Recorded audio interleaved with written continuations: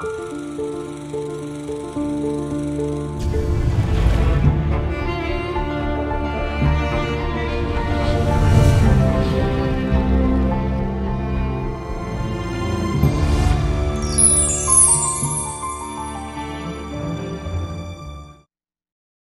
Friends, welcome to সিনে টক।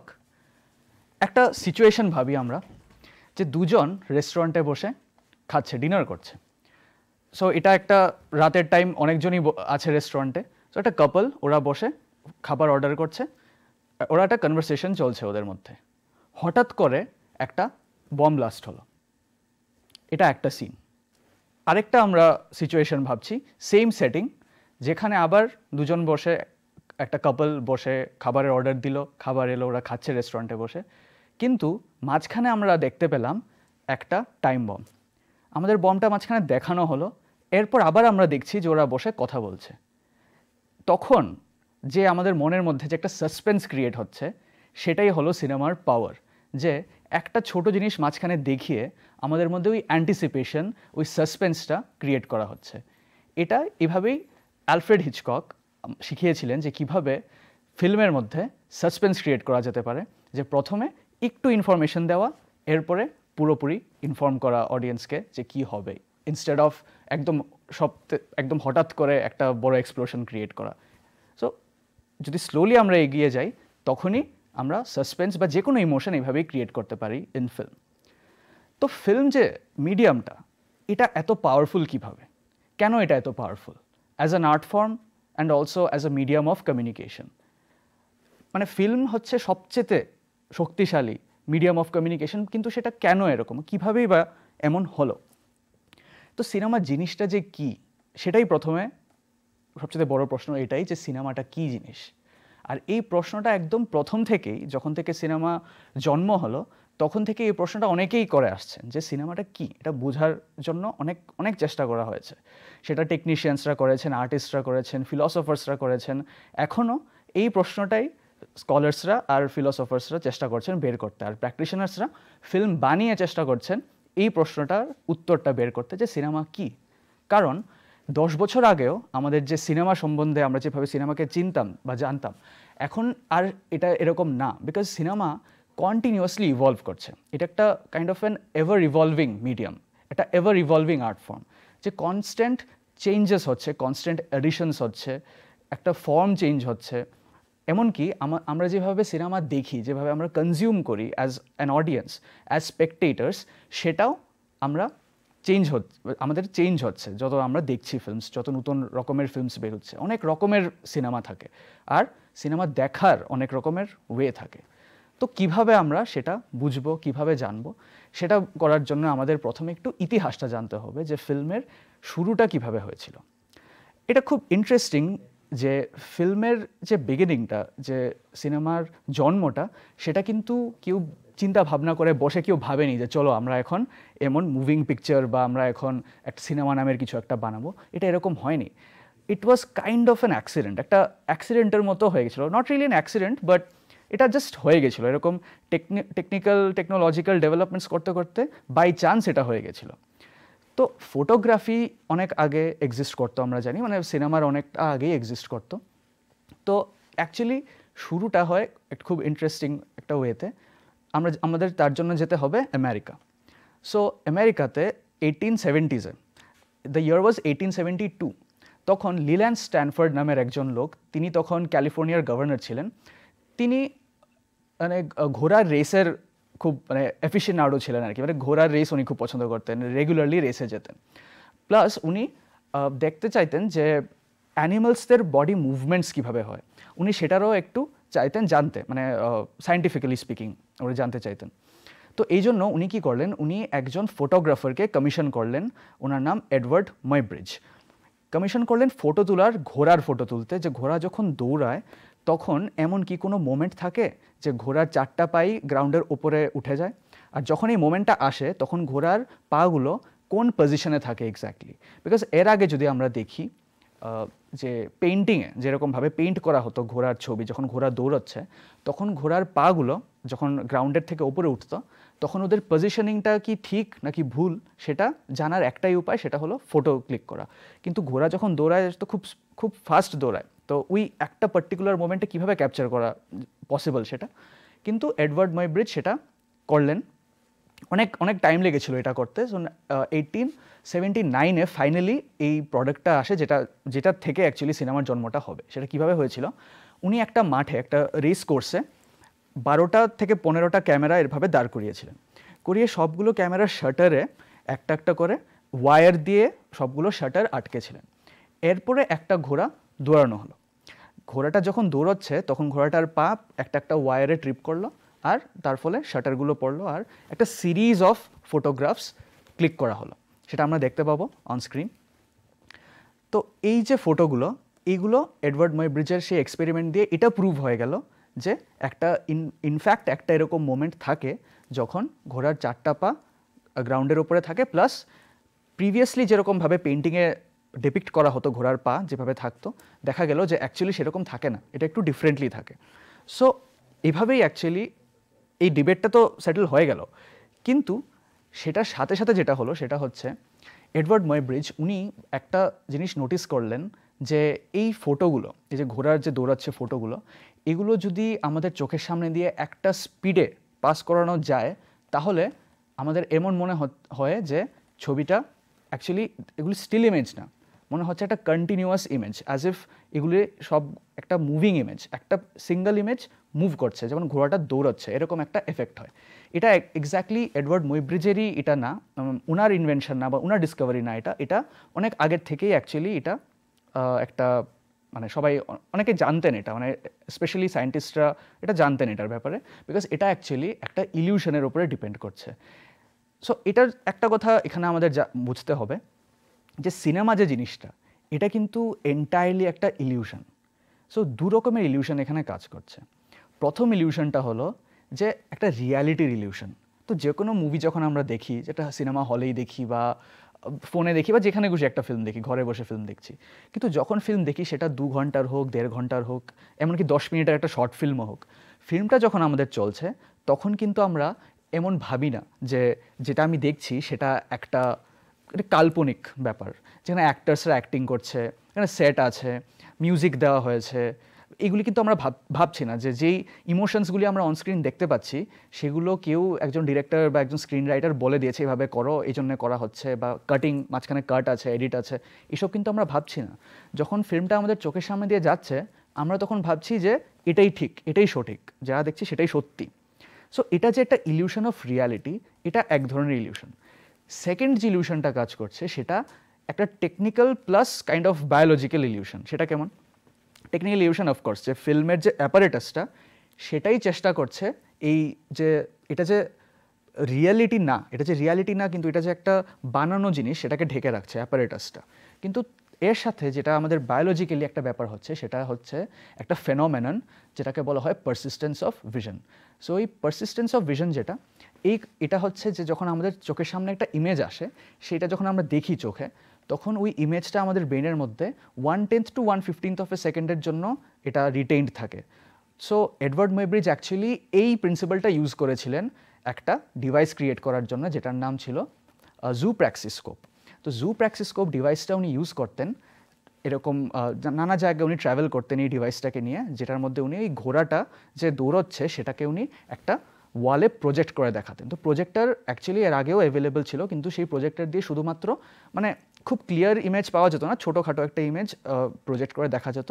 কিন্তু moving pictures for the first time Edward মুইব্রিজ এরকমভাবে দেখিয়েছিলেন প্রজেক্ট করে ওনার এই ডিভাইসটা জু প্র্যাক্সিস্কোপ দিয়ে।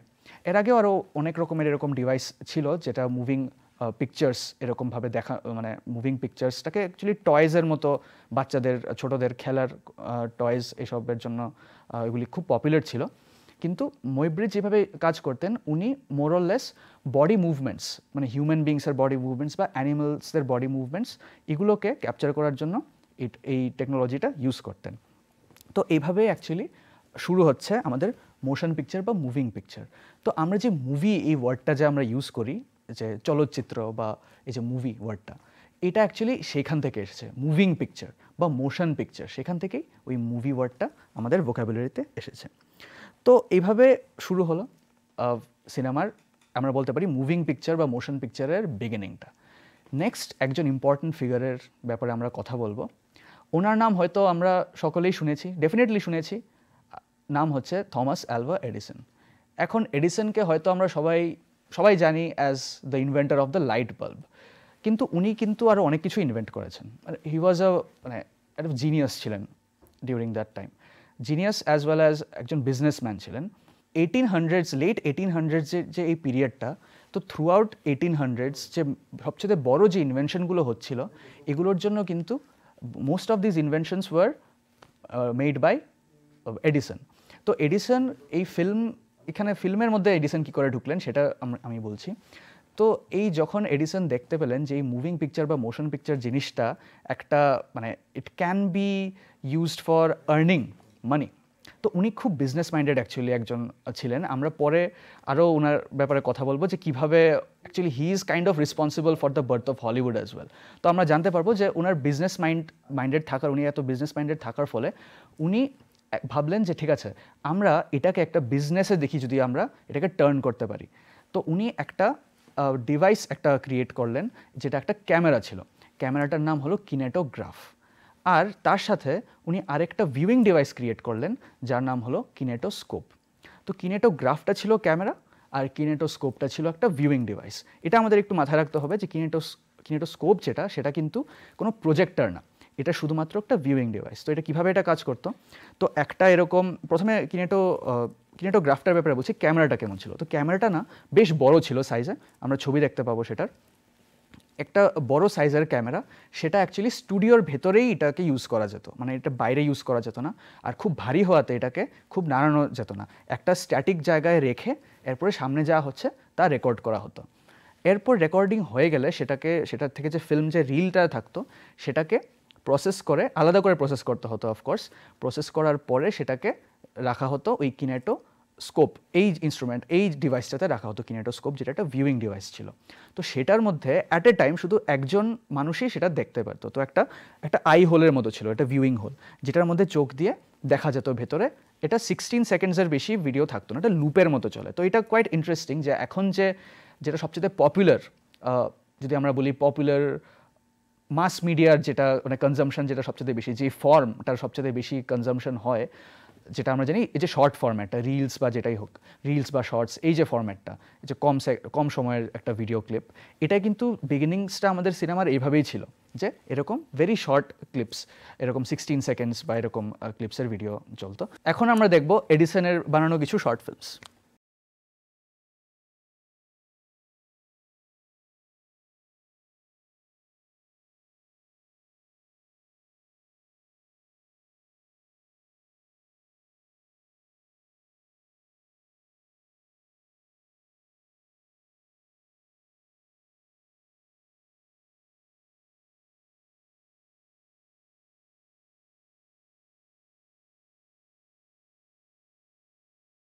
এই কিনেটোস্কোপ যে ডিভাইসটা, এটা কিন্তু দেখার জন্য ইলেকট্রিসিটি প্রয়োজন ছিল।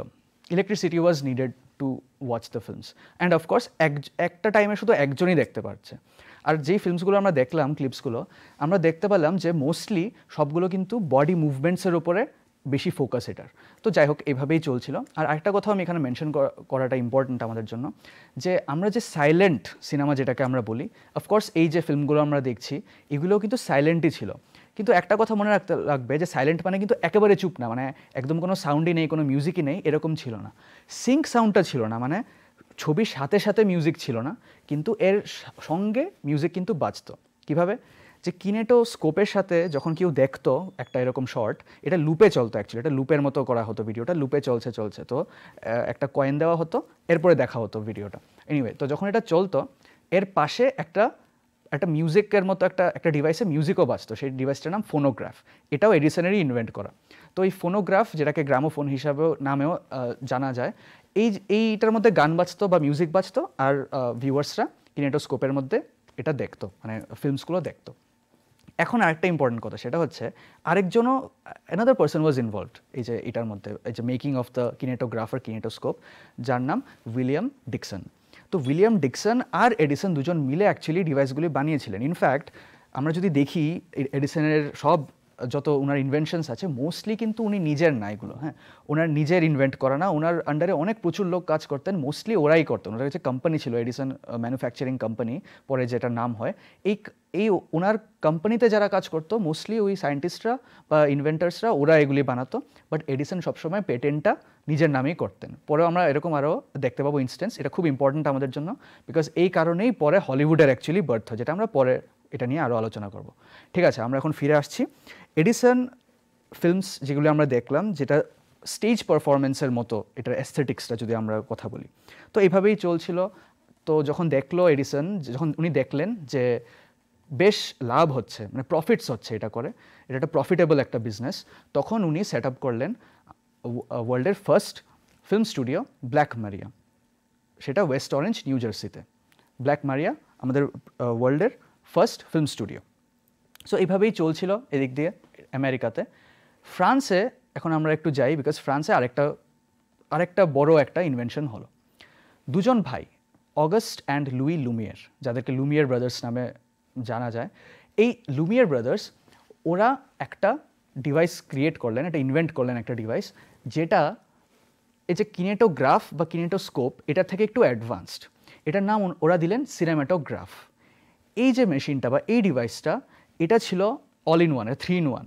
এটা একটা ক্যামেরা, এটাতে ফিল্ম ডেভেলপও করা যায়, প্লাস এটাতে ফিল্ম প্রজেক্ট করা যায়, যেটা ছিল সবচেয়ে ইম্পর্টেন্ট, যে ফিল্ম প্রজেক্ট করার এবিলিটি।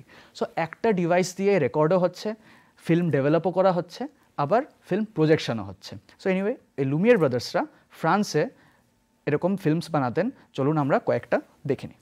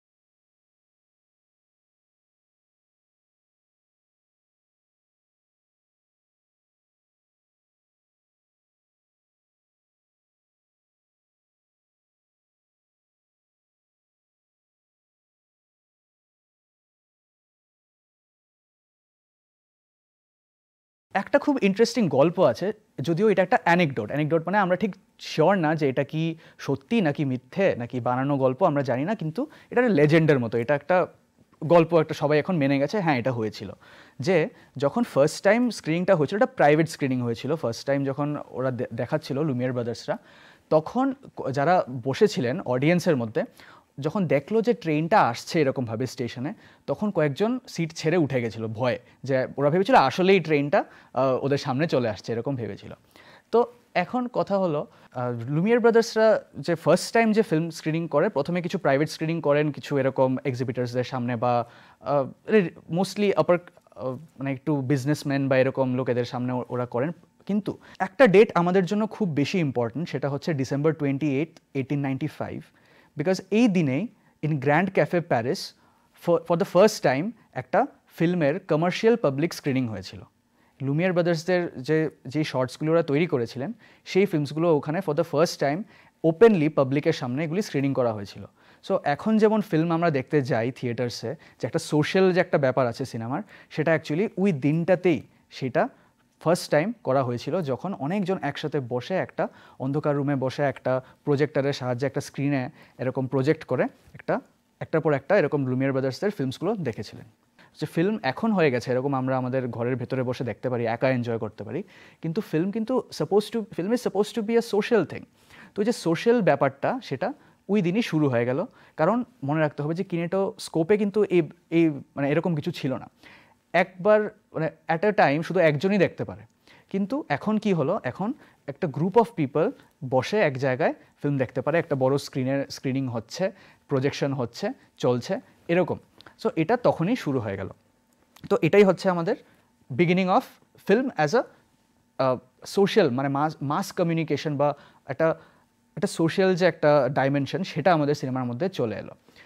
আর সিনেমাটোগ্রাফটা অ্যাকচুয়ালি আরও অনেক দিক থেকে বেটার ছিল ফ্রম দ্য কিনেটোগ্রাফার কিনেটোস্কোপ। ফার্স্টলি অফকোর্স এটা একটা 3-in-1 একটা মেশিন ছিল, এর সাথেও এটা ইজি টু ইউজ ছিল, এটা পোর্টেবল ছিল। আমরা যে এডিসনের ফিল্মও আমরা দেখলাম, আমরা লুমিয়ার ব্রাদার্সের ফিল্মও দেখলাম, দেখেই আমরা বুঝতে পেরেছি যে লুমিয়ার ব্রাদার্সের যে ফিল্মগুলো আমরা দেখলাম যে এটা বাইরের কিছু দৃশ্য ওরা রেকর্ড করতে পারতেন, কিন্তু এটা পসিবল ছিল না। এটা এডিসনের কিনেটোস্কোপ বা কিনেটোগ্রাফ এই রকমের ফিল্মস দেখাতে পারতো না, কারণ কিনেটোগ্রাফ রেকর্ড করতে পারতো না, স্টুডিও লাগতো এটা করার জন্য। কিন্তু সিনেমাটোগ্রাফ যে কোনো জায়গায় গিয়ে রেকর্ড করতে পারতো। আরেকটা খুব ইম্পর্টেন্ট কথা হচ্ছে, সিনেমাটোগ্রাফে এটা হ্যান্ড ক্র্যাঙ্ক ছিল, আর হাতে এরকম ঘুরানোর মতো একটা জিনিস ছিল, হ্যান্ড ক্র্যাঙ্ক। এটা ইলেকট্রিসিটি ইউজ করতে হতো না।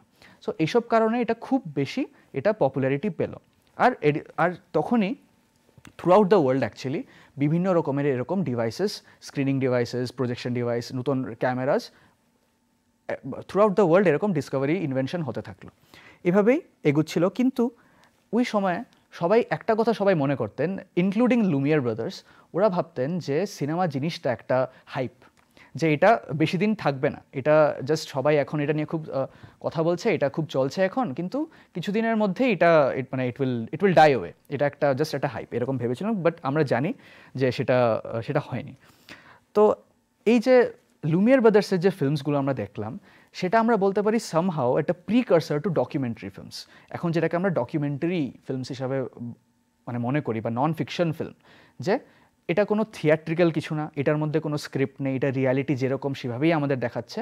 তো ওই রকমের ফিল্মসগুলো একটা ডিফারেন্ট জনরা, একটা ডিফারেন্ট ক্যাটাগরি দেওয়া হয়, যেটাকে অ্যাকচুয়ালিটি ফিল্মস বলা হয়। অ্যাকচুয়ালিটি কারণ যে অ্যাকচুয়ালি যা হচ্ছে আমরা সেটাই দেখতে পাচ্ছি, ঠিক আছে? তো এটা হলো অ্যাকচুয়ালিটি ফিল্মস।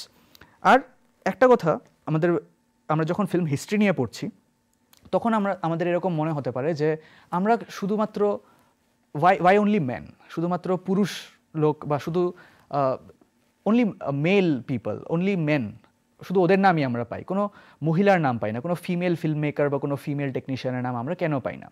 সো বুঝতে হবে যে তখন যে উইমেন, যে ফিমেলদের অপারেশনটা করা হতো, সেটা এখন যতটুকু করা হয় তার থেকে অনেক অনেক গুণ বেশি ছিল। এটা একটা তো আছেই যে অপারেশন অফ উইমেন, সেটা সোশ্যাল, পলিটিক্যাল সব রকমভাবেই ওদের অপারেস করা হচ্ছিল।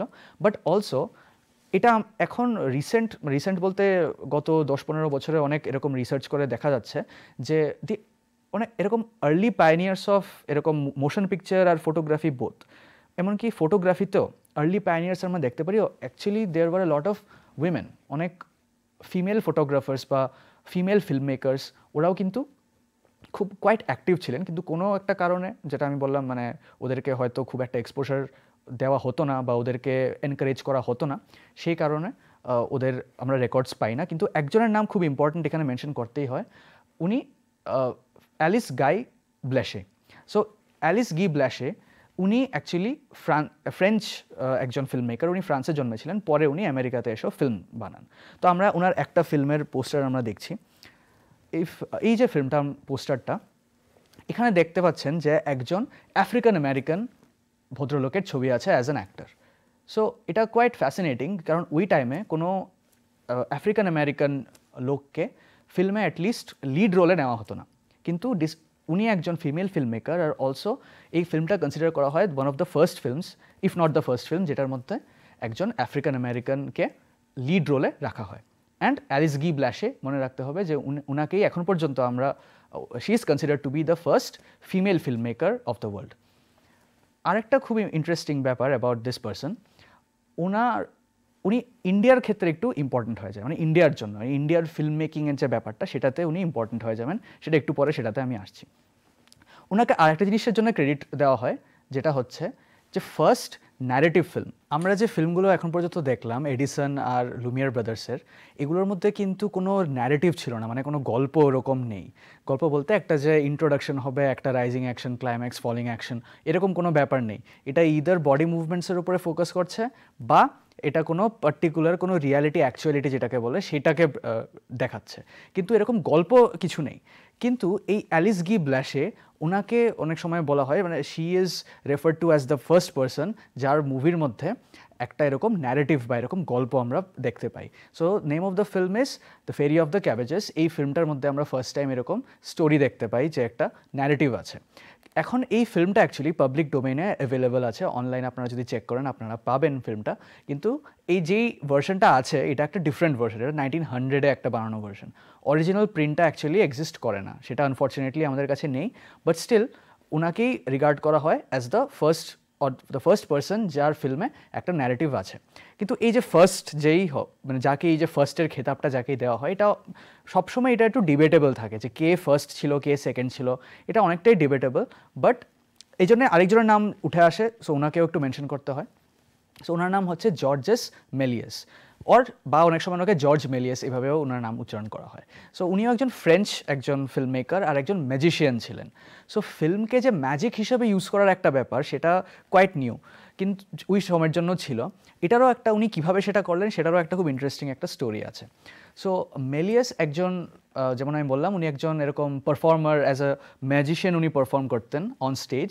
তো উনি এরকম ভাবতেন যে ফিল্মকে কি কোনোরকমভাবে এরকম ম্যাজিকের মতো ইউজ করা যেতে পারে। উনি অলরেডি এটা নিয়ে অ্যাকচুয়ালি ভাবছিলেন।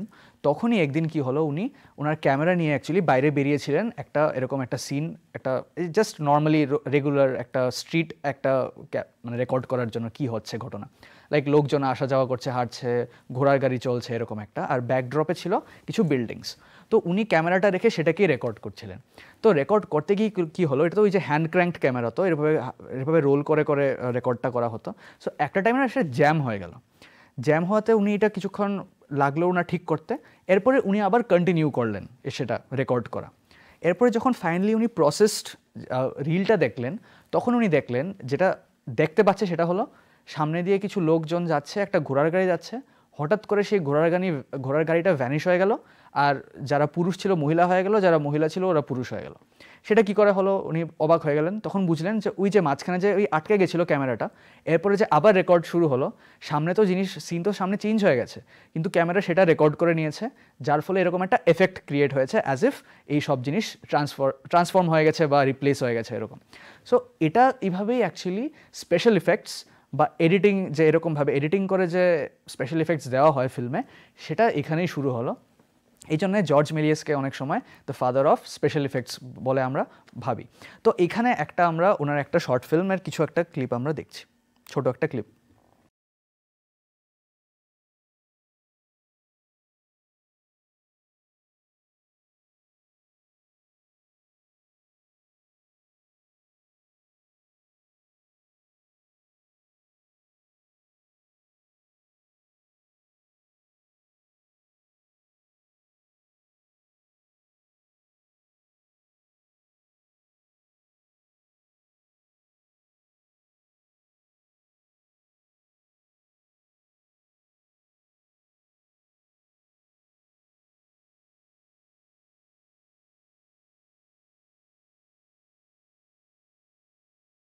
তো এই যে ফিল্মটা, এটা a trip to the moon, এটা একটা ল্যান্ডমার্ক ফিল্ম ছিল। 1902-তে এটা বানানো হয়েছিল, আর it's considered a landmark film. একটা ফ্রেম, এই ফিল্মটা জাস্ট একটা ফ্রেম, ওই যে একটা মুন যার আর চোখের মধ্যে আমরা দেখতে পাচ্ছি যে মুনের চোখে যে স্পেসশিপটা গিয়ে ল্যান্ড করছে, এই যে পিকচারটা, এটা এখনও, এটা মানে এত বছর ধরে, এটা মানে একটা সেঞ্চুরি পাস হয়ে গেল, এখনও কিন্তু ওই যে ছবিটা, এটা অলমোস্ট একটা সিনেমার একটা রিপ্রেজেন্টেটিভ হয়, এই পার্টিকুলার ফ্রেমটা দাঁড়িয়ে রয়েছে। সো এই জন্য এটাও আমাদের জন্য জানা খুব জরুরি।